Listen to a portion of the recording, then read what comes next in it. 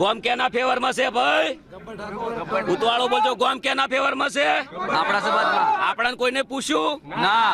3 વાગ્યા સુધી આપણે રાહ જોઈ. હા, અમારો પ્રોગ્રામ હતો તો છતાં કેન્સલ કરીને અમે વાટ જોઈ, પણ અમને કોઈ બોલાયા નથી. અમારા ગામમાં કોઈ મિટિંગ પહેલા થઈ નથી અને બંધારણનું અમને કોઈ કીધું નથી. ઓલરેડી અમે મિટિંગ કરવા જ્યાં હતા કે અમારે ભાઈ અમારા જે આયોજક હતા પણ એમનું કોઈ માન્યું નહોતું અને આ પોતે ડિસિઝન લઈ લીધું છે એમને. બરાબર, એક વખત કાયદો હોય તો કોર્ટ બી પૂછે છે કે ભાઈ આરોપીને તારો ગુનો તને કબૂલ છે? આ પૂછવામાં આવે છે. કદાચ કોમના નિયમમાં સારું ફોસીની સજા નહીં ને કાં તો મારે મરવું પડો યાર.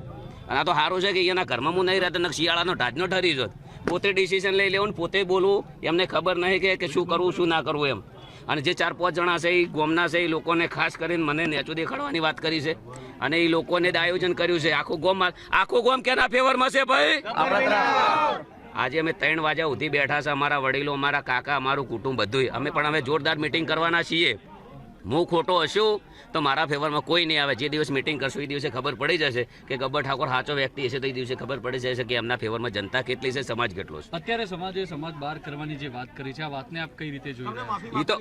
એ તો પોતે ડિસિઝન લીધું છે એમનું ડિસિઝન છે ને. એક સમાજના છોકરાને રોજગારી બંધ કરાવવાની અને 20 વર્ષનો ધંધો બંધ કરાવવાને દબાવવાની વાત છે. મારું પરિવાર, મારું કુટુંબ છે, એમને ખબર નથી કે આ વ્યક્તિઓની કેટલી મહેનત છે. એક સમાજના છોકરાને દબાવવાની વાત કરી છે. નથી બિલકુલ મંજૂર. મારો કહેવાનો મિનિંગ એમ છે કે ચલો કે આ જીઓના ટાવર છે 350 રૂપિયા ભાવ છે. કેટલો રિચાર્જનો?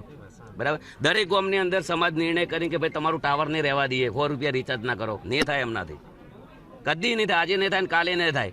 સમાજને તમારે અમારું ડિસિઝન લીધું છે ને, ભલે કશું વધુ નહીં. સમાજ બહાર છીએ ઓલરેડી અને દયા છે કુદરત રોમા પે નહીં. હા હા, ડીજે તો વાગે ને, વાગશે. કરવાની વાત કરી છે કે ગબ્બર ઠાકોર અને બંને ભાઈઓને અનફોલો કરવા.